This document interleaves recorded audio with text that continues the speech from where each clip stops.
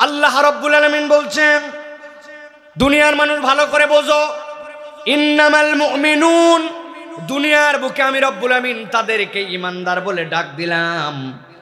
যেই মানুষের ভিতরে ঈমান আছে তার একটা পরিচয় আমি আল্লাহ তুলে ধরলাম। কি পরিচয় আমি তুলে ধরলাম? আল্লাহ বলছেন, আল্লাযীনা ইযা যুকিরাল্লাহু ওয়াজিলাত কুলুবুহুম, ওই মানুষগুলো, যেই মানুষের ভিতরে ঈমান আছে আমি আল্লাহ তাদেরকে ঈমানদার বলে সম্বোধন করলাম। যখনই তাদের কাছে আল্লাহর জিকির করা হবে, আল্লাহর কোরআনের আলোচনা হবে, আল্লাহর কথা স্মরণ করা হবে, ওয়াজিলাত কুলুবুহুম, তাদের বুকস্থিত অন্তরটুকু, তাদের ভিতরের যে অন্তরটুকু যেখানে ঈমান আছে ওইটুকু তখন আর স্বাভাবিক থাকবে না, ওইটা তখন থই থই করতে শুরু করবে, ওইটা তখন উপচায় পড়তে শুরু করবে। আল্লাহ বলতেছেন কেবল এতটুকুই নয়, আমি আল্লাহ রাব্বুল আমিন তোমাদের জন্য জানালাম ওই বান্দাগুলার সামনে যখন এই তেলাওয়াতটুকু করা হবে, এই আল্লাহর জিকিরটুকু করা হবে, ওই বান্দাগুলার যেরকম অন্তরটুকু থই থই করে উঠবে, সাথে সাথে তাদের সামনে যখন কোরআন তেলাওয়াত করা হবে, ওয়া ইযা তুলিয়াত আলাইহিম আয়াতুহু যাদাতুহুম ঈমানা, ওই মানুষগুলোর ভিতরে যদি ঈমান থাকে আর আল্লাহর কালাম যদি তাদের কাছে তিলাওয়াত করা হয় আহলে সুন্নাত ওয়াল জামাতের আকীদা অনুযায়ী, ওই মানুষগুলার ঈমান তখন স্বাভাবিক থাকতে পারে না, ওই মানুষগুলার ঈমান তখন বেড়ে যাবে। কদ্দুর পর্যন্ত বাড়বে?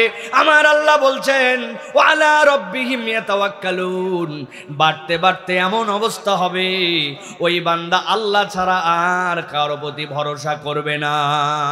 সুবহানাল্লাহ। তাহলে কোরআনের আয়োজন হওয়ার পরে, কোরআনের আলোচনা হওয়ার পরে, ইসলামের কথা বলার পরে, আল্লাহ আল্লাহ রসুলের পছন্দনীয় বার্তা আপনার কাছে যাওয়ার পরেও যেই মানুষের অন্তরের মধ্যে কোনো ধাক্কা মারে না, যেই মানুষটা কোরআন তেলাওয়াতের পরেও হৃদয় থেকে জাগরুক করতে পারে না, বুঝতে হবে দুনিয়ার মানুষ হিসাব মিলানো লাগবে। আল্লাহ না করুক তার ভিতরে হয়তো ঈমানটা নিভু নিভু হয়ে গেছে, ঠিক না? আমার আল্লাহ রাব্বুল আমিন বলছে, ওই মানুষগুলা, যেই মানুষগুলা আল্লাহ রাব্বুল আলামিনের বিধান শোনার পরে তাদের ঈমান বৃদ্ধি পায়, আল্লাহ রাব্বুল আলামিনের আলোচনা শোনার পরে তাদের হৃদয়ের মধ্যে আলাদা একটা আলোড়ন করে, ওই মানুষগুলার আরো দুইটা গুণাগুণ আছে, একটু হিসাব মিলায় নাও। আল্লাহ বলছেন গুণাগুণ দুইটা, তুমি হৃদয় দিয়ে একটুখানি অনুভব করো। কি গুণাগুণ? আল্লাহ বলতেন, আল্লাযীনা ইউকিমুনাস সালাতা ওয়া মিম্মা রাযাকনাহুম ইউনফিকুন। আমি আল্লাহ জানায় রাখলাম ওই মানুষগুলার দুইটা কোয়ালিটি থাকবে, ওই ঈমান বৃদ্ধি পেয়ে গেছে, আনন্দে গদগদ হয়ে গেছে, এইটুকুই নয়, বরং তার সাথে সাথে তাদের চরিত্র হবে, ওই মানুষগুলা সালাত আদায়কারী হবে, সালাত যেটার সাথে সংশ্লিষ্ট থাকবে সেইখানে তার সম্পৃক্ততা থাকবে। আর আমি আল্লাহ তাদের জন্য যে রিজিক দিয়েছি, ও আমি রাযাকনা, আল্লাহ বলছেন আমি আল্লাহ যা দিয়েছি, হুম তাদেরকে ইউনফিকুন, ওইখান থেকে ওই বান্দারা আল্লাহর জন্য খরচ করবে। সুবহানাল্লাহ। তাহলে হৃদয় দিয়ে বোঝেন আল্লাহ রাব্বুল আমিনের বিধান, আল্লাহর কোরআন, আল্লাহ রাব্বুল আমিনের কালাম শুনলেই তার ভালো লাগে হৃদয়ের মধ্যে। হাজার ব্যস্ততা থাকার পরেও হৃদয় দিয়ে সেটা অনুভব করার জন্য চেষ্টা করে। এইটা নর্মাল কোনো গুণাগুণের মানুষ নয়। এই জায়গায় যারা বসে আছে এমন নয় যে ইনাদের কোনো কাজ নাই, এইগুলা মানুষের বোধ নাই, এরকম নয়। এই মানুষেরও কাজ আছে, চাইলে দূরে থাকতে পারত, চাইলে না আসতে পারত, কিন্তু কোরআন তার হৃদয়ের মধ্যে ধাক্কা মারছে, তার মানে বুঝতে হবে এই মানুষগুলার সাথে আল্লাহ রাব্বুল আলামিনের ঈমানের একটা সম্পর্ক আছে, ঠিক না? আমার আল্লাহ রাব্বুল আলামিন বলছেন, উলাইকা হুমুল মুমিনুনা হাক্কান লাহুম দারাজাতুন ইনদা রাব্বিহিম ওয়া মাগফিরাতুন ওয়া রিজকুন কারীম। আল্লাহ বলছেন দুনিয়ার মানুষ আমি আল্লাহ জানালাম যাদের মধ্যে এই চারটা গুণাগুণ থাকবে, আমি আল্লাহ নিজে বললাম এরা হচ্ছে মুমিন হিসাবে পাক্কা। সুবহানাল্লাহ বলে। আমার আল্লাহ বলছেন উলাইকা ওই মানুষগুলা যেই মানুষগুলার মধ্যে এই গুনাহগুন আছে হুম এই মানুষগুলা আল মুমিনুন আল্লাহ বলছেন মুমিন হিসেবে হাক্কান প্রকৃত সত্যিই তারা মুমিন আল্লাহ বলতেছেন একবার যদি এই গুণ তুমি নিতে পারো আমি আল্লাহ বললাম লাহুম দারাজাতুন ইনদা রাব্বিহিম দুনিয়ার মানুষ তাকে দেখে দুনিয়ার বুকেই তো আমাদের সাথেই চলাফেরা করে তেমন কোনো তার বাড়িঘর নাই চাকরি বাকরিতেও দুর্বল দুনিয়ার লোক তারে দেখলেই সালাম দেয় না ভয়ঙ্কর ভাবে তার কোনো দুনিয়ার বুকে পারফরমেন্সও নাই কিন্তু আমি আল্লাহ বললাম এই চার গুণ যদি থাকে দুনিয়ার মানুষ তাকে পাত্তা দেখবা না দেখ দুনিয়ার মানুষ তাকে গুনুক বা না গুনুক আমি আল্লাহ বললাম লাহুম দারাজাতুন ইনদা রাব্বিহিম আল্লাহর কাছে তাদের একটা বিশেষ মর্যাদা আছে সুবহানাল্লাহ কি মর্যাদা কোরআন এটার বর্ণনা দিয়েছে আল্লাহ রাব্বুল আলামিন বলছেন ও দুনিয়ার মানুষ এই দুনিয়ার উপরে আল্লাহ ৭টা আসমানকে রেখেছেন ঠান্ডা মাথায় কথা বোঝেন মর্যাদাটা কি একটু বোঝেন ৭টা আসমান আল্লাহ নবী বলছেন প্রত্যেক আসমানের মধ্যে এক আসমান থেকে আরেক আসমানের যাওয়ার পথ হচ্ছে ৫০০ বছরের রাস্তা কত বছর কিন্তু আমরা জানি না এই ৫০০ বছর কি বছর সেটা কি আলোক বর্ষ নাকি সেটা মাইলের বর্ষ নাকি গাড়ির বর্ষ ওই গতিটা কতটুকু আমরা জানি না সেই হিসাবেও ৩৫০০ বছরের রাস্তা এর উপরে আল্লাহ রাব্বুল আলামিনের জগৎ আছে যেটা কেউ জানে না তার উপরে রাব্বুল আলামিনের আরশ তার উপরে আল্লাহর কুরসি সুবহানাল্লাহ বলেন আল্লাহ বলতেছেন দুনিয়ার মানুষ ওই যে রব্বুল আলামিনের কুরসি রব্বুল আলামিন আরশ ওই আরশ বহন করে কতগুলা ফেরেশতা ওই ফেরেশতারা যেই ফেরেশতা তুমি কল্পনাও করতে পারবে না ওইটা তোমার চিন্তার মধ্যেও আসবে না যেই ফেরেশতারা আল্লাহর আরশকে বহন করে আল্লাহ বলছেন আমি আল্লাহ তাদের জন্য দুইটা কাজ নির্ধারণ করেছি এক নম্বর হচ্ছে ইউসাব্বিহুন ওই আরশ বহনকারী ফেরেশতারা আল্লাহর তাসবিহ করতে থাকে আর ২ নম্বর হচ্ছে এই দুনিয়ার বুকে যারা ঈমানদার ওই মানুষগুলোর জন্য আরশ বহন করে আর আল্লাহর কাছে মাগফিরাতের দোয়া করে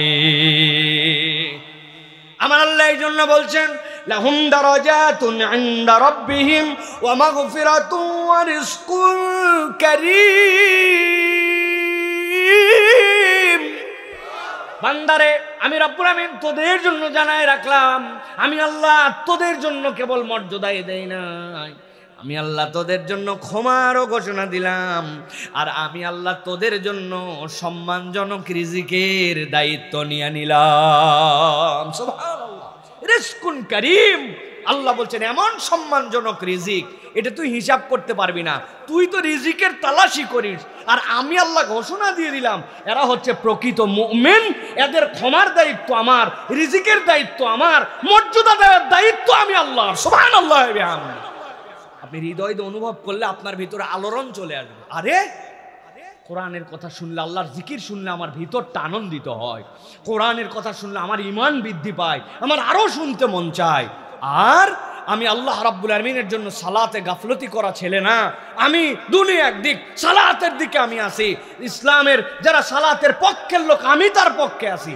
আর আমার দেওয়া রিজিক থেকে সাধ্যমতো দান খয়রাত করি 4 গুণ আছে যার আল্লাহ বলছেন আল্লাহর কাছে মর্যাদা আছে তার সুবহানাল্লাহ আমার রিজিক কেন আসে না হিসাব মিলান কি ব্যাপার আমার সম্মানজনক রিজিক হয় না কেন এত টাকা কামাই করার পরেও সুখ নাই কেন এত কিছুর পরে অভাব চাই না কেন এত কিছু পাওয়ার পরেও নাই নাই নাই নাই ভাব কেন এই 4টার কোনো একটা জায়গায় ঘাটতি আছে ভিতরে কি নাই ভুলে গেলেন কি নাই কেরোসিন নাই ইমানেরটা তো আর কেরোসিন না ভিতরে ইমানের পাওয়ার নাই ঠিক কি না হিসাব মিলাতে হবে আমার কি ব্যাপার রে ভাই হুজুর সব আছে তারপরেও কি জানি নাই ভাই কি নাই কই জানলে আপনার কাছে আবার বলি কি জানি নাই কি জানি নাই কই ভাই সুখ পাই না কেন পান না কই আমি তো বুঝলে আপনারে বুঝাইতাম কেন সুখ পাই না তাও বুঝি না সব আছে তারপরেও নাই সমাজটা এরকম না ভাই 4টা ঘাটতি তাহলে বুঝতে হবে কোরআনের আলোচনা হয়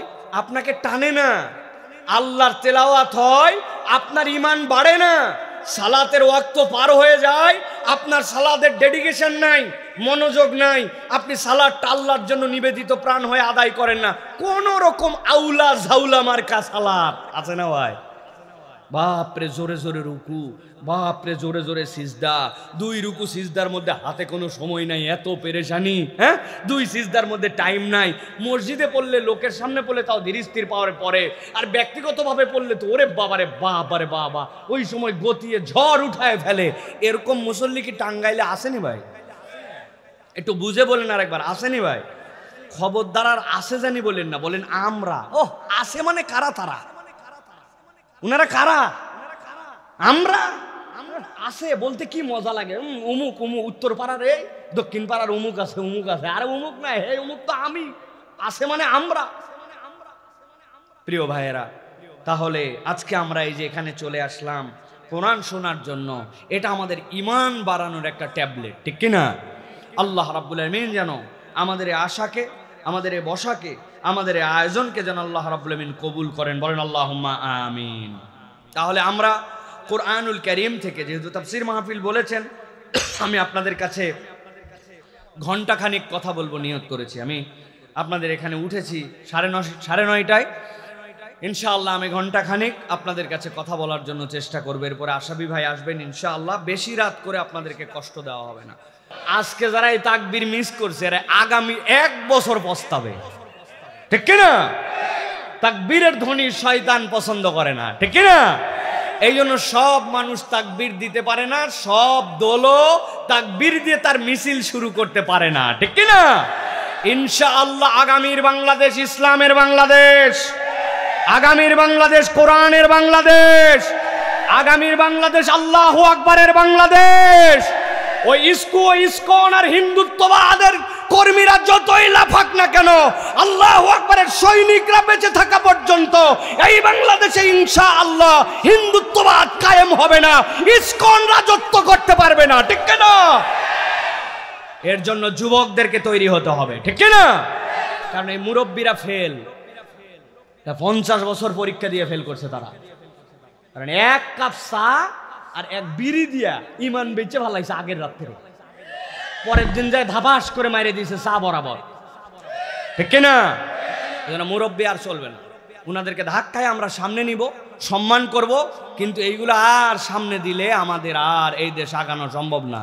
এই জন্য তরুণদেরকে জাগতে হবে, আগামীর প্রজন্মকে জাগতে হবে, মুরব্বীদেরকেও জাগাতে হবে।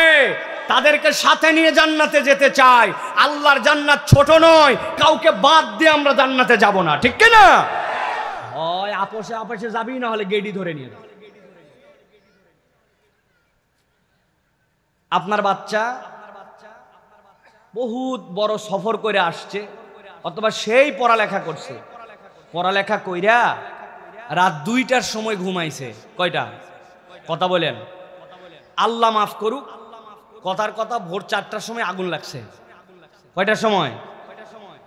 এখন আপনি বাইরে চলে যাচ্ছেন বাড়ির থেকে জানতে পেরে, কিন্তু আপনার বাচ্চাটা যেহেতু লেটে ঘুমাইছে, ক্লান্ত, আবার বাড়ির ভিতর 2টা মুরব্বী আছে, এদেরকে ডাক দিলে রাগারাগি করে।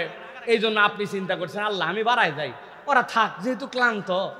আবার মুরব্বীরে ডাকলে রাগ করে, এই জন্য আপনি বাড়িতে আগুন লাগছে, মুরব্বীরেও ডাকবেন না, বাচ্চারাও তুলবেন না, তাই তো না ভাই?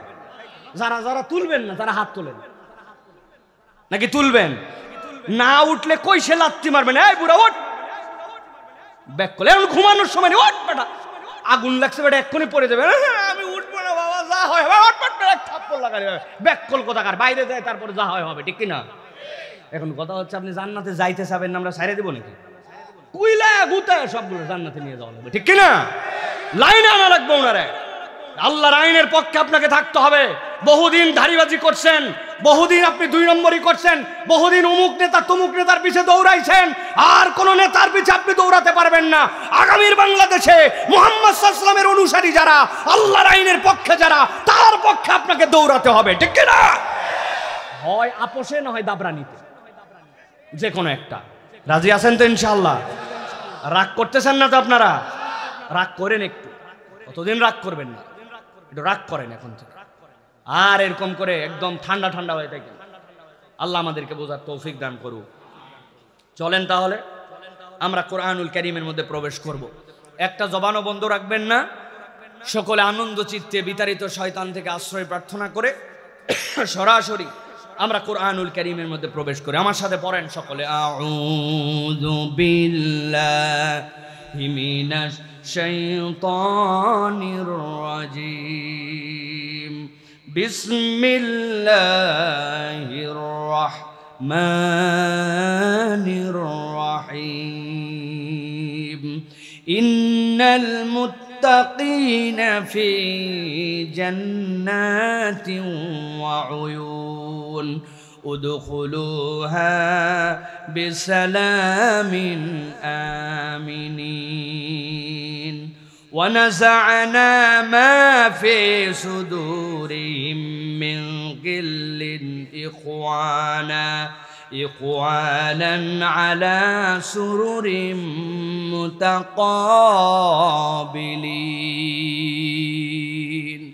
আমার আল্লাহ রাব্বুল আলামিন তাবৎ পৃথিবীর মানুষের মাঝ থেকে প্রথমে আল্লাহ রাব্বুল আলামিন ইমানদারদেরকে আলাদা করেছেন। মানুষ আল্লাহ রাব্বুল আলামিনের দামি সৃষ্টি, কিন্তু আল্লাহ বলছেন তুমি মানুষ হলেই কেবল আল্লাহর কাছে মর্যাদাশীল নও, তোমার মর্যাদা বৃদ্ধি পাবে যখন তুমি ঈমান এনেছো। কেবল ঈমান এনেই বসে থাকো নাই, বরং তুমি ঈমানের পরে আল্লাহর বিধিবিধান তুমি মানতে শুরু করে দিয়েছো, তুমি মুসলিম হিসাবে আত্মসমর্পণ করেছো। কেবল মুসলিম হিসাবেই তুমি থাকো নাই, বরং আল্লাহ তোমার জীবনে যা যা নিষেধ করেছেন সেখান থেকে তুমি দূরে থাকতে শুরু করেছো।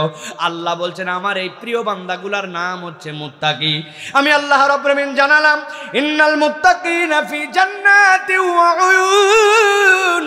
আল্লাহ বলছেন নিশ্চয় যেই মানুষগুলা কেবল ইমানদার নয়, কেবল মুসলিম নয়, মুত্তাকি হবে, আমি আল্লাহ তাদের জন্য ঘোষণা দিলাম, আমি আল্লাহর পক্ষ থেকে তাদের জন্য একটা জান্নাত থাকবে, তাদের জন্য আল্লাহর পক্ষ থেকে অজস্র ধারায় বহমান ঝর্ণা থাকবে। সুবহানাল্লাহ। আল্লাহ বলতেছেন তাদেরকে ডাক দিয়ে বলা হবে উদখুলুহা বিসালামিন আমিনিন, কোনো চিন্তা করো না, তোমরা নিরাপত্তার সাথে জান্নাতের মধ্যে ঢুকে যাও। আল্লাহ বলছেন একবার যদি কেউ জান্নাতে ঢুকে আমি আল্লাহ রাব্বুল আলামিন সাথে সাথে তার থেকে একটা বিষয় দূর করে দিব। ওয়া নাযা'না, আমি আল্লাহ রাব্বুল আলামিন দূর করে দিব মা ফি সুদুরিহিম, তাদের অন্তরের ভিতরে যা যা ছিল মিন গিল্লিন। দুনিয়ার বুকে সবাই হিংসা করে না, কিন্তু তারপরে হৃদয়ের মধ্যে ঈর্ষা চলে আসে, শয়তান ঢুকায় দেয়, মনের ভিতরে কষ্ট তৈরি করে, একজনের সাথে আরেকজনের দূরত্ব তৈরি করে। আল্লাহ বলছেন জান্নাতে ঢুকানোর পরে আমার ওই মুত্তাকি বান্দাদের জন্য আমি প্রথম যেইটা দূর করব, তাদের অন্তরের ঈর্ষাটাকে আমি তুলে দিব, তারা সবাই ভাই হয়ে যাবে। আল্লাহ বলছেন এরপরে রব্বুল আমিন তাদেরকে উচ্চ উচ্চ প্রাসাদের মধ্যে সুরুরিম মুতাকাবিলিন, ওই মানুষগুলাকে সুন্দর সুন্দর আবাসস্থল দিয়া রব্বুল আমিন সেখানে তাদেরকে থাকার ব্যবস্থা করে দিবেন। সুবহানাল্লাহ। আল্লাহ বলতেছেন ওই মানুষগুলার জন্য নবী আপনি জানায় রাখেন লা ইয়ামাসসুহুম ফিহা নাসাবুন ওয়া মা হুম মিনহা বিমুখরাজিন। একবার যদি জান্নাতের মধ্যে ঢোকে, এইখানে আপনি যত আকর্ষণ নেই ওয়াজ শোনেন না কেন, এখন এই ওয়াজটা যদি ৩-৪ ঘন্টাও হয়ে যায় আপনার জান আর নিতে পারবে না, আপনার অলসতা চলে আসবে, মনের মধ্যে অশান্তি আসবে, ক্লান্তি আসবে। আল্লাহ বলতেছেন আমার বান্দাদেরকে জানায় রাখেন ও যদি একবার জান্নাতে ঢুকে আমি রব্বুল আমিন তার জন্য জানায় রাখলাম, ওই জান্নাতে ঢুকার সাথে সাথে আমি রব্বুল আলামিন ওই মানুষগুলার জীবন থেকে ক্লান্তি বলে আর কিচ্ছু রাখবো না, ক্লান্তিটা তার দূর করে দিব। আর একবার যদি জান্নাতে ঢুকে ওই বান্দাকে আর জান্নাত থেকে বের করা হবে না। আল্লাহ বলতেছেন আমার হাবিব আপনার উম্মতেই বর্ণনা শুনে হৃদয়ের মধ্যে আশা করবে, আরে আমি যদি ওই জান্নাতে যেতে পারতাম। আশা হয়েছে কিনা? জান্নাতে যেতে চাই কিনা? কিন্তু আপনার উম্মত যখন আবার নিজের দিকে তাকাবে, চোখটা বন্ধ করবে অথবা ঠান্ডা মাথায় চিন্তা করবে, দেখবে আহারে আজকে সকাল থেকে এসা পর্যন্ত আমার যে পরিমাণ গুনাহ, যেমনে নামাজ পড়ার কথা ছিল, যেমনে চোখের ব্যবহার করার কথা ছিল, যেমনে মুখের কাজ করা ছিল, আল্লাহর রাস্তায় যেমনে চলার কথা ছিল, উপরের লেবাস পোশাক হয়তো আছে, কিন্তু অন্তরের মধ্যে এমন কল্পনা আসছিল যে এটা বাহিরের মানুষ জানলে আমার দিকে থুতু ফেলার জন্য তাকাতো না। এত বড় দাড়ি মুরব্বী মানুষ, মানুষ মনে করছে উনার অন্তরে কোনো খারাপ কল্পনা আসে না, হুজুর মানুষ, পাগড়ি বান্ধা লোক, চিন্তা করছেন একটা সুফি মানুষ হয়তো, কিন্তু ওই ব্যক্তিটার সামনে দিয়ে একটা মহিলা চলে গেছে, শয়তান তার হৃদয়ের মধ্যে এমন কথা জাগরুক করছে, ওইটা যদি বাহিরে আসে অবস্থা খারাপ হয়ে যেত। আল্লাহ বলতেছেন ও তো জান্নাতের বর্ণনা শুনলো, ওই জান্নাতে যাওয়ার পরে নিয়ামতের বর্ণনা শুনলো, কিন্তু ওই জান্নাতে যাওয়ার জন্য তার যে তৈরি হওয়া লাগবে, তার যে গুণামুক্ত জিন্দেগি লাগবে, ওর নিজের দিকে তাকাইলে তো আর চিন্তা করে কেমনে আমি বাঁচবো, আমার তো বাঁচার কোনো উপায় নাই। আল্লাহ বলতেছেন জান্নাতের বর্ণনা দেওয়ার পরে, মুত্তাকিদের হাল বলে দেওয়ার পরে, ও আমার হাবিব আপনি আপনার উম্মতের জন্য জানান, নাব্বি ইবাদি আন্নী আনাল গফুরুর রহিম।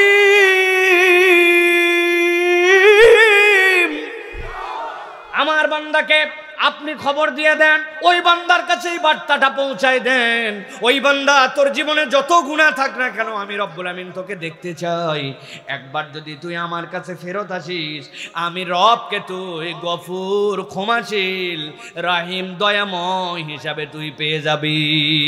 সুবহানাল্লাহ। বলে আল্লাহ রাব্বুল আলামিন বান্দাকে জান্নাতেও নিতে চান, বান্দাকে ক্ষমাও করে দিতে চান, ঠিক কি না? সুবহানাল্লাহি বিহামদি। এটা রব্বুল আলামিন বান্দাদের জন্য বিরাট বড় অফার দিয়েছেন। আল্লাহ রাব্বুল আলামিন অন্য আয়াতে কারিমার মধ্যে বলেছেন, সূরা মায়েদা 5 নম্বর সূরার 74 নম্বর আয়াতের মধ্যে আল্লাহ বলছেন, আফালা ইয়াতুবুনা ইলাল্লাহ ওয়া ইস্তাগফিরুনাহু ওয়াল্লাহু গফুরুর রহিম। তোমরা কি আল্লাহর কাছে একটু তওবা করবে না? তোমরা কি আল্লাহর কাছে একটু ফেরত আসবে না? তুমি আল্লাহর কাছে ফেরত আসলে তোমার রবকে তুমি গফুর পাবে, তোমার রবকে তুমি রাহিম পাবে। সুবহানাল্লাহি বিহামদি। আজকে মূলত আমার আলোচ্য বিষয় হচ্ছে যে আমরা আল্লাহ রাব্বুল আলামিনের জান্নাতে যেতে চাই, কিন্তু আমাদের যে গুনাহ খাতা, এই গুনাহ খাতা নিয়ে আসলে জান্নাতে যাওয়ার উপায় বুঝে থাকলে বলেন, জান্নাতে যাওয়ার উপায়। তাহলে জান্নাতে যদি ঢুকতে চাই তাহলে আমাদের গুনাহ খাতা ক্ষমা করে নিয়ে আল্লাহর কাছে যেতে হবে, ঠিক কি না? আজকে আমি সংক্ষিপ্ত সময়ে অলরেডি মনে করেন প্রায় আমি 37-38 মিনিট কথা বলছি আপনাদের কাছে, বাকি সময়টুকুতে আমি আপনাদের কাছে বলতে চাই যে আল্লাহর জান্নাতেও যেতে চাই, আবার গুনাহ খাতারও অভাব নাই, আবার আল্লাহ বান্দাকে বলছেন আমি ক্ষমা করে দিতে চাই, কিন্তু আমার কাছে জানা নাই যে ক্ষমা লাভের উপায়টা কি। আজকে মূলত আমরা কোরআন এবং সুন্নাহ থেকে সংক্ষিপ্ত সময়ে জানার চেষ্টা করব। আল্লাহ বান্দার অনেকভাবে ক্ষমা করার তরিকা রেখেছেন, তবে কোরআন সুন্নাহর সামগ্রিক বর্ণনা অনুযায়ী মানুষের জীবনে ক্ষমা লাভের মৌলিক উপায় হচ্ছে 5টা। কয়টা? একটা মুখ বন্ধ থাকলে কিন্তু খবর আছে ভাই, আপনাদেরকে একসাথে বলতে হবে মানুষের জীবনে ক্ষমা লাভের মৌলিক উপায় কয়টা। সবগুলা হাত রেডি করবেন এরকম করে, হ্যাঁ? আমি যখন বলবো কয়টা, একসাথে হাত তুলে একটু টান টান করে ধাক্কা মেরে বলবেন 5টা। পারবেন না ইনশাআল্লাহ? তাহলে মানুষের জীবনে ক্ষমা লাভের মৌলিক উপায় কয়টা? আরেকবার হাত নামান, অনেকেই চান্সে চান্সে হাত তোলে নাই, এবার একসাথে তুলবেন। কয়টা? আমার হুইল চেয়ারের প্যাসেঞ্জার চাচা, এই চাচা হাত তুলছে, আল্লাহু আকবার। চিন্তা করছেন উনার ওয়াজ শুনতে আসার কোনো দরকার আছে? বেচারি নিজেই চলতে পারে না, কিন্তু দিনের মহব্বতে চলে আসছে, আর আপনি হাত তুলতে পারেন না। চিন্তা করছেন আপনি?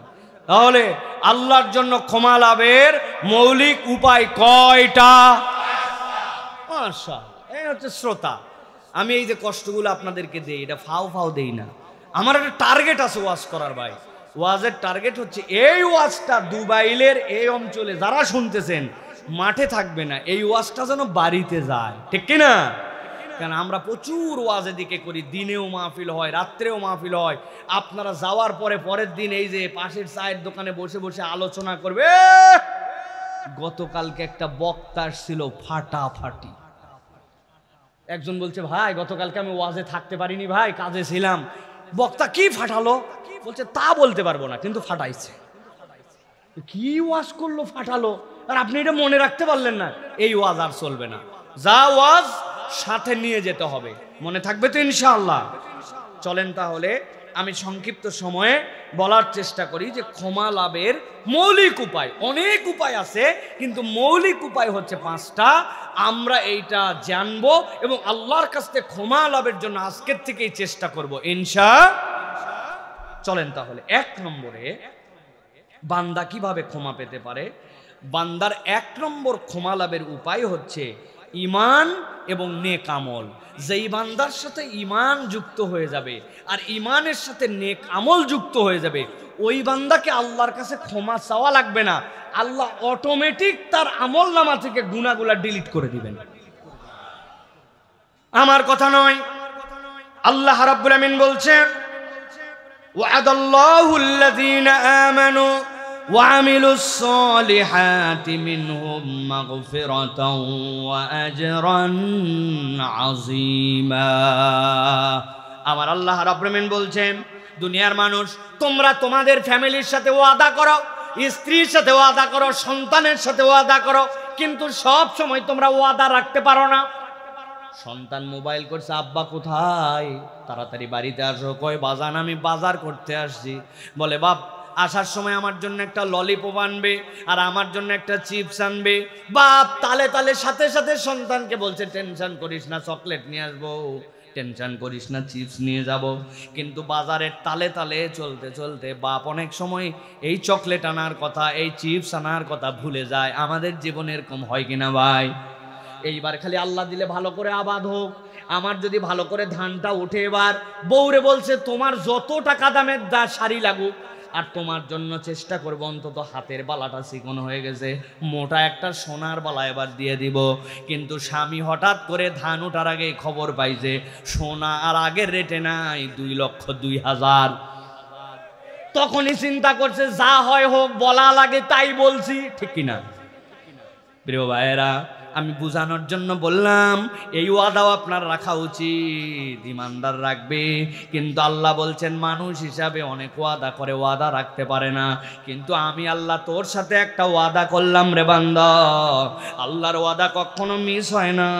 আল্লাহ বলছেন এই ওয়াদা আল্লাহকে কেউ করতেও বাধ্য করে নাই, আল্লাহ নিজেই নিজের ওয়াদা করেছেন। ওয়াদাল্লাহুল্লাযীনা আমানু, আল্লাহ দা ওয়াদা করতেছেন যারা দুনিয়ার বুকে ঈমান আনবে, ঈমান এনে বসে থাকবে না, ওয়া আমিলুস সালিহাত, ওই বান্দার পরে নেক কাজ করতে শুরু করে দিয়েছে, আল্লাহর আদেশগুলা পালন করে, নিষেধগুলার থেকে নিজের থেকে সরায় রাখে। আল্লাহ বলছেন রব্বুল আমিন তাদের জন্য ওয়াদা করলেন মিনহুম মাগফিরাতাও ওয়া আজরান আযীমা। আমি রব তার ঈমানের কারণে আর নেক আমলের কারণে আমি রব্বুল আমিন তার গুনাহগুলা মাফ করে দিব আর তার জন্য আমি বড় প্রতিদান রেডি করে ফেলবো। সুবহানাল্লাহ। তাহলে ক্ষমা লাভের উপায় হচ্ছে ঈমান এবং নেক আমল। এখন আমরা বলবো যে হুজুর এর থেকে জানা বিষয় আমাদের বাপ দাদার জন্মে নেই, আপনি কি নতুন বললেন? ঈমানও আছে, নেক আমলও আমাদের আছে, ঠিক কিনা? ঠিক, কিন্তু যদি জিজ্ঞাসা করা হয় ভাইজান আমাদের নেক আমল কি? নামাজ, রোজা, সালাত, সিয়াম, হজ, যাকাত, এইগুলাই হচ্ছে আমাদের নেক কাজ, ঠিক না ভাই? কিন্তু আমি আপনাদের কাছে আজকে যেই কনসেপ্টের কারণে আলোচনা তুলেছি সেটি হচ্ছে আমরা যে এই যে সালাত, সিয়াম, হজ, যাকাত এইটারে একমাত্র নেক কর্ম বানাইছি, বিশ্বাস করেন কোরআন হাদিসের দৃষ্টিভঙ্গিতে সালাত, সিয়াম, হজ, যাকাত এইগুলা আপনার আমার জন্য নেক কাজ না, আমলে চলে না। বলে হুজুর এটা কি কইলেন? নামাজ, রোজা, হজ, যাকাত যদি নেক কাজ না হয় হবে কোনটা? আমি বুঝানোর জন্য বলি, আল্লাহ নবী বলছেন বুনিয়াল ইসলাম আলা খামসিন, ইসলামের বেনাটা 5টা ভিত্তির উপরে প্রতিষ্ঠিত। আপনার এলাকায় একটা স্কুল আছে, ওই স্কুলের নিয়ম হচ্ছে 8টার সময় স্কুলের ক্লাস শুরু হয়। স্কুলের ড্রেসটা হচ্ছে সাদা শার্ট, কালো প্যান্ট। স্কুলের ড্রেসটা হচ্ছে আপনার পায়ের মধ্যে কেটস পরে আসতে হবে। স্কুলের ডেট হচ্ছে 1 জানুয়ারি থেকে প্রথম ক্লাস, জুনের 1 তারিখে হচ্ছে মিড টার্ম, ডিসেম্বরের 1 তারিখে বাৎসরিক পরীক্ষা। নিম্নে 33 মার্ক পাইলে ওই স্কুলের ওই সাবজেক্টের পরীক্ষায় পাশ করবেন। এইগুলো স্কুলের মৌলিক নীতিমালা। এখন একজন ছাত্র 10টা পর্যন্ত ঘুমায়া আস্তে আস্তে চোখ দলতে দলতে যেই লুঙ্গি আর যেই গেঞ্জি পরেছিল ওইটা নিয়েই স্কুলের মধ্যে চলে আসছে। আপনার স্কুলে একদিন 2 দিন দিলেও দিতে পারে, কিন্তু ভালো স্কুল হলে বুঝে থাকলে বলেন ওই পোলারের ড্রেস ছাড়া ইচ্ছা মতো 9:30, 10টা, 8টা স্কুল শুরু হোক, স্কুলে আসতে দিবে? কথা বলেন, দিবে? অথবা পরীক্ষায় অংশগ্রহণ করছে, আল্লাহর রহমতে কোনোটাই 33 পায় নাই, পাশ করায় দিবে তো না? পাওয়ার দেখাবেন, এলাকায় আমার বাড়ি, পাশ করে দিবি না মানে বললে হবে? ভাই, আপনার স্কুলের নীতিমালায়, মৌলিক নীতিমালায় এটা। তাহলে আপনি যদি মুসলিম পরিচয় দেন, আমি যদি মুসলিম পরিচয় দেয়, আল্লাহ বলতেছেন ইসলামের মধ্যে থাকতে হলে তোমার নামাজ লাগবে, ইসলামের স্কুলে টিকে থাকতে হলে তোমার রোজার মাসে রোজা ফরজ হলে রোজা রাখা লাগবে, জাকাত ফরজ হলে জাকাত দেওয়া লাগবে, হজ ফরজ হলে হজ করা লাগবে। এখন যেই কাম না করলে ইসলামেই থাকা যায় না, ওই কাজ খালি ভালো কাজ কেমনে হয়? ঠিক না? ওটা তো আপনার বাধ্যতামূলক কাজ, ফরজ কাজ। আল্লাহ এই জন্য বলছেন ইন্নাল্লাযীনা আমানু ওয়া আমিলুস সলিহাত, আমার বান্দা এইটা তো তুমি করবে, এটা অবশ্যই ভালো কাজ, কিন্তু এইটুকুই তোমার একমাত্র কাজ নয়, ন্যূনতম আল্লাহ নবী বলছেন লিল মুমিনি আলাল মুমিনি সিত্তু খিসাল, একটা ইমানদারের জন্য কমসে কম আরেক ইমানদারের 6টা কাজ আছে। হাসি দেয়, আলহামদুলিল্লাহ বলে, শুনলে সে তার জন্য দোয়া করে, মরে গেছে জানাজায় যায়, অসুস্থ হয়েছে দেখতে যায়, বিপদে পড়ছে আগায়া যায়, এইগুলা হচ্ছে আপনার নেক কাজ। এই কাজগুলোর সাথে আমার দূরতম সম্পর্ক নাই।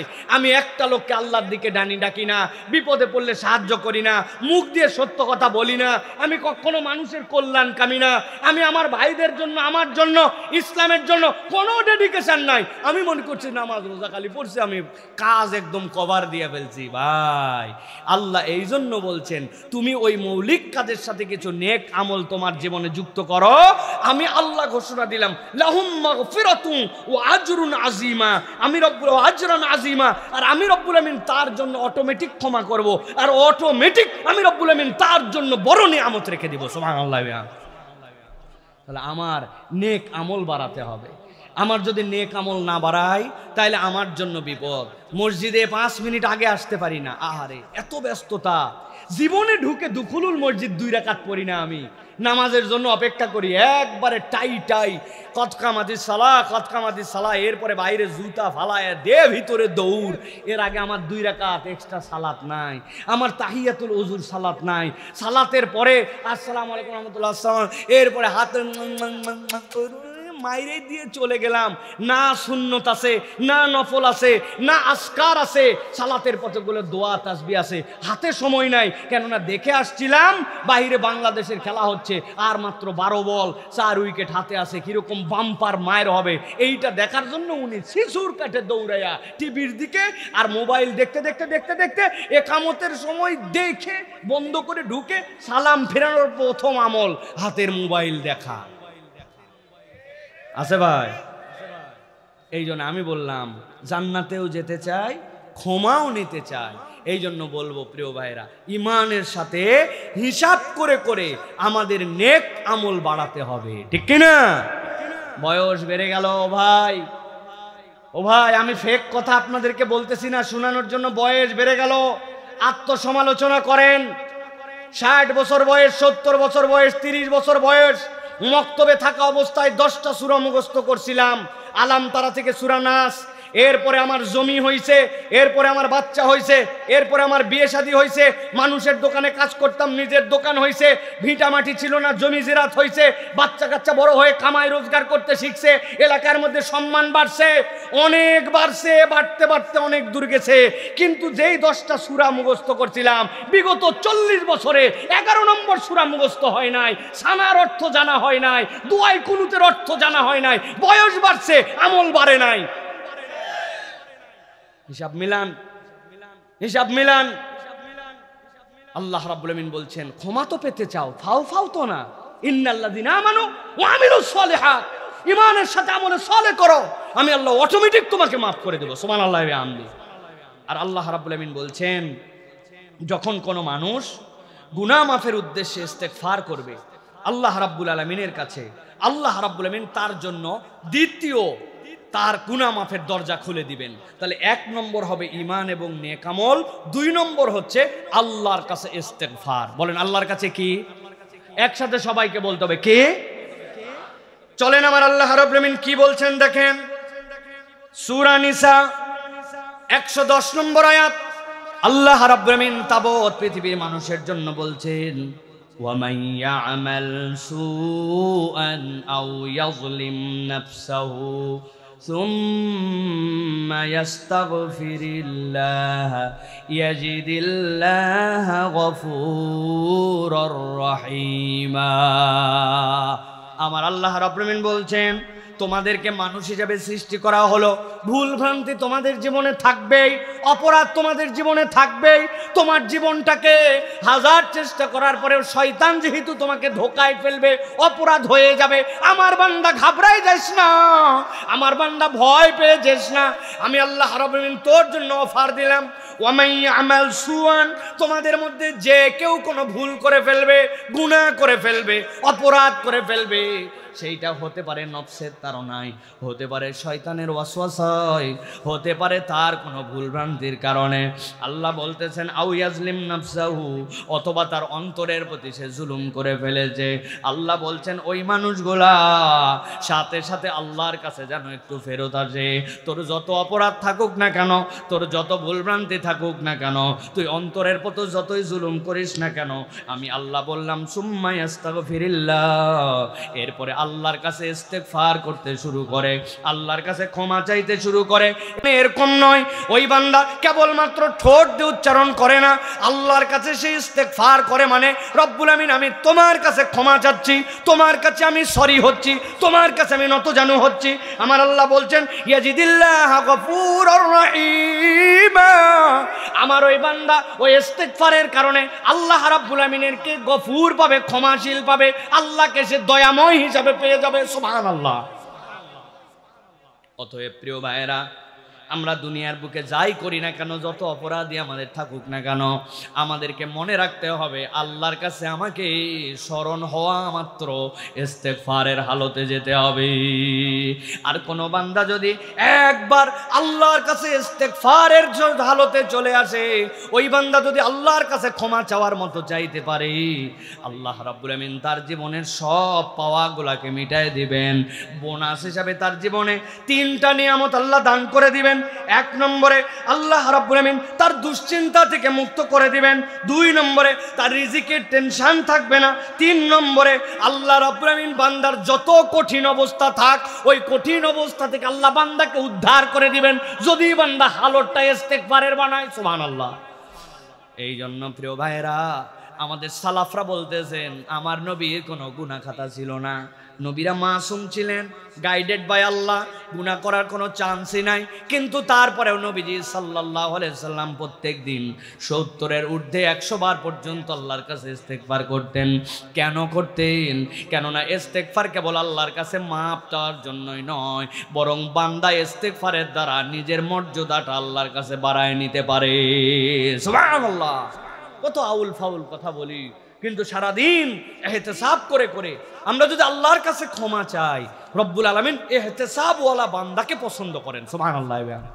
নবীজি বসে আছেন, আবু বকর, ওমর, ওসমান রাদিয়াল্লাহু তাআলা আলাইহিম আজমাইন সবাই বসে আছেন।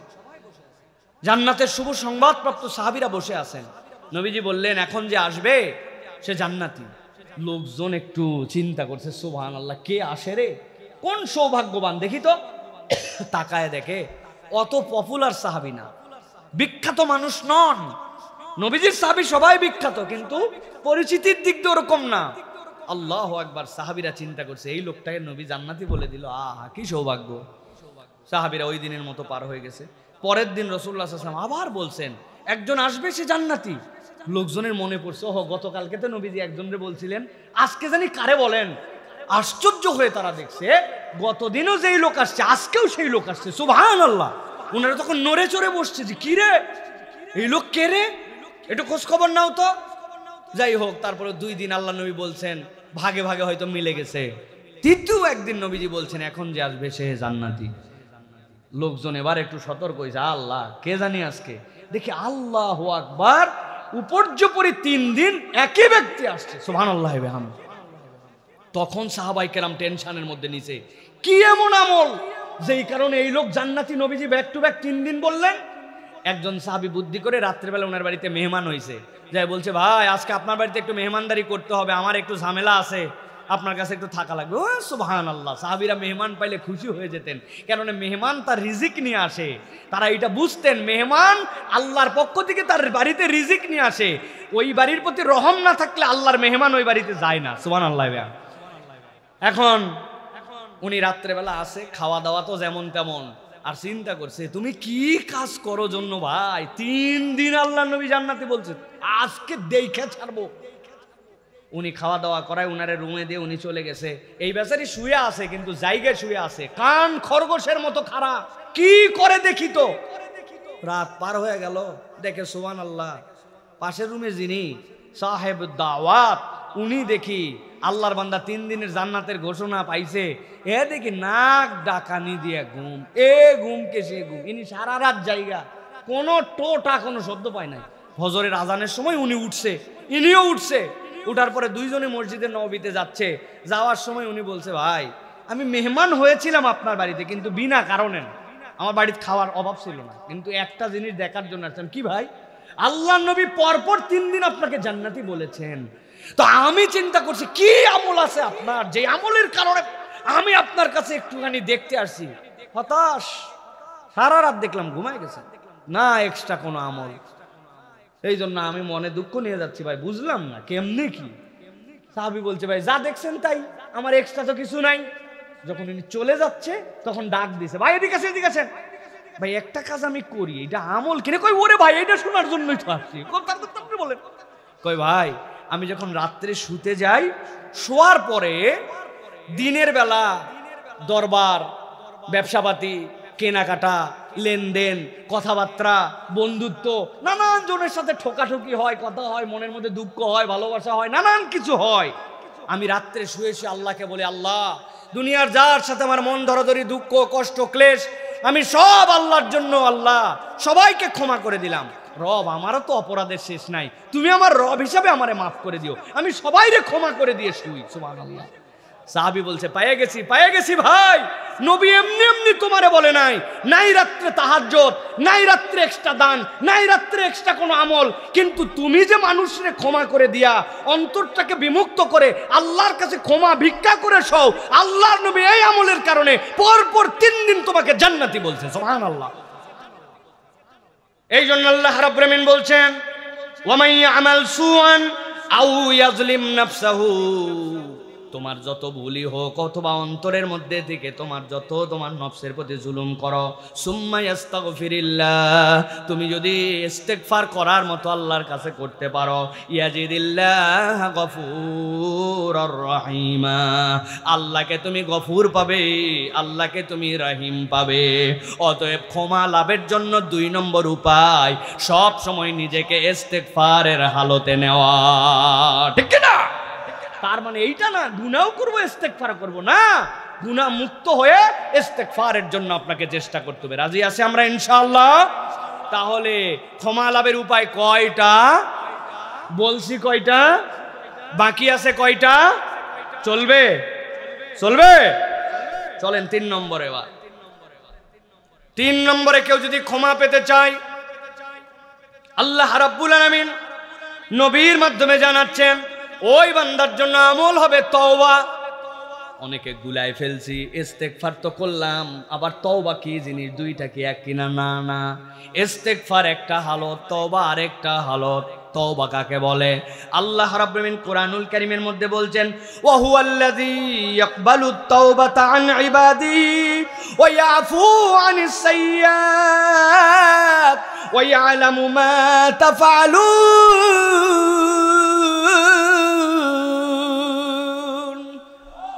আল্লাহ বলছেন, ও দুনিয়ার মানুষ, আমি আল্লাহ তোমাদের জন্য ঘোষণা দিলাম, ওয়া হুয়াল্লাযী, তিনি তো সেই আল্লাহ যিনি ইয়াকবালুত তাওবাতা, তোমার তওবাকে কবুল করেন, আন ইবাদিহি, তার বান্দার পক্ষ থেকে ওয়াইয়াফু আনিস সাইয়্যাত, আর তার যত গুনাহ সবগুলাকে ক্ষমা করে দেন।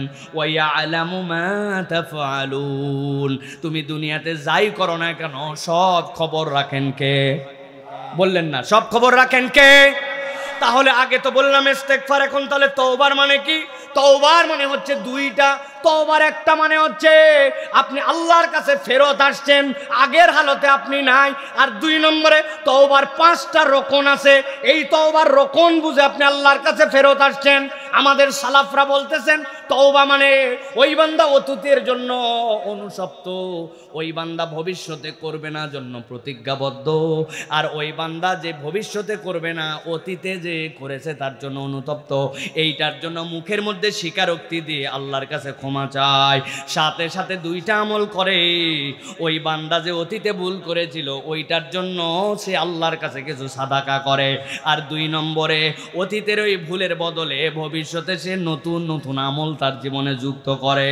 কোনো বান্দা যদি এই হালতটা নিজের জীবনে নিতে পারে, আল্লাহ অতীতে ভুল করছি তার উপরে আমি অনড় নাই, আমি ওইটার জন্য অনুতপ্ত হয়ে গেছি, ভবিষ্যতে করব না, আমি প্রতিশ্রুতি দিলাম আল্লাহ কখনো করব না, এই প্রতিশ্রুতির উপর অটল অবিচল আছি, মুখে ঘোষণা দিলাম, সাথে সাথে অতীতের যে ভুল করেছি তার জন্য আমার সাধ্যের মধ্যে কিছু দান সাদাকা করে দিলাম, যত ভুল করছি ততগুলার জন্য সাদাকা করছি, আর নিজের জীবনে নতুন করে নেক আমল যুক্ত করছি, র্যান্ডম নয়। আল্লাহ বলতেছেন কোন বান্দা যদি একবার এরকম করে আল্লাহর কাছে ফেরত আসতে পারে, আল্লাহ রাব্বুল আলামিন তার ওই আদরের গোলামকে ক্ষমা করে দিতে এক মুহূর্ত দেরি করেন না। সুবহানাল্লাহ। কিন্তু আমরা যদি দেখি তাহলে আমাদের তওবা হলো হচ্ছে মুখ থেকে উচ্চারণ করা ভুয়া সরি। কি সরি? ভুয়া সরি বোঝেন ভাই? ভুয়া সরির গল্প আছে। এক লোক নাকি একটা ব্রিজের উপরে বাজারের মধ্যে দুধ বিক্রি করছিল। এখন দুধালার 2 ভারের মধ্যে দুধ, পাশ দিয়ে শার্ট প্যান্ট পরা এক ভদ্রলোক হেঁটে যাচ্ছে, আল্লাহর কোন বান্দা জানি একটা কলার সোবরা খায় ফালাই দিয়েছে ওই জায়গায়, ওই লোকের পা পড়ছে ওর উপর, পিছলাতে পিছলানি গেছে বালতির মধ্যে পায়ের ধাক্কা, দুধ গেছে উল্টাইয়া, মুরব্বির চালানি তো দুধ এখন উল্টায় ফেলছে, এরও তো কোমরে লাগছে, কায়েত হয়ে পড়ে আছে, তাকায় দেখে মুরব্বির দুধ নাই, ওইটা মুরব্বিকে বলছে সরি। মুরব্বি বলছে ব্যাককল সরবি তো সর, আর একটু আগে সরলি না কেন, ফেলানোর পরে কিছু সরি। আসলে কই বলছে সরি, সরি বলছে, ওই বলছে সরি, কিন্তু মুরব্বি বুঝছে যে লাত্থানির পরে দুধ ফেলায় বলছে সরি, এখন সরে লাভ কি, সবই তো ফেলাইছিস। এখন আমাদের সরির অবস্থা এখন এরকম, এক ধার সে গুনাহ করি আর এক ধার সে নামাজের পরে আরে ভণ্ডামি। এই ভণ্ডামির তওবার নাম তওবা নয়, ঠিক কি না? অতীতের ভুল হয়ে গেছে, আজকে আল্লাহ প্রতিশ্রুতি দিলাম ওইটার জন্য আমি অনুতপ্ত, ভবিষ্যতে আর করব না, আল্লাহ এর বদলে ভালো কাজ করব, এর বদলে সাদাকা করব, ওর নাম হচ্ছে প্রতিশ্রুতি। উনি এক ধারসে গুনাও করে, এক ধারসে তওবাও করে। জুম্মার দিন মসজিদে এসে ফরিয়াদ করে, আল্লাহ বিগত 1 সপ্তাহের গুনাহ মাফ করে দে, আল্লাহ চাহে তো আগামী 1 সপ্তাহ হয়তো আল্লাহ ফরজ নামাজ পড়তে পারবো না, অগ্রিম তোর কাছে ক্ষমা চাই নিলাম। ওরে আল্লাহ, এরকম জুম্মার নামাজি আছে এলাকায় ভাই? আবার বলে আসে, যারা আসেন তারা বলেন আমরা। আপনি জুম্মা পড়েন, আপনি ওয়াক্ত পড়েন না, আল্লাহর সাথে জুম্মার দিন হুজুরের সাথে মোনাজাত ধরে ফাজলামি করেন, ইয়ার কি মারেন। আল্লাহ রাব্বুল আলামিনের দিন কোনো হেলা খেলার বিষয় নয়। এই জন্য প্রিয় ভাইয়েরা, আমাদেরকে এই বিষয়ে সতর্ক হতে হবে প্রিয় ভাইয়েরা।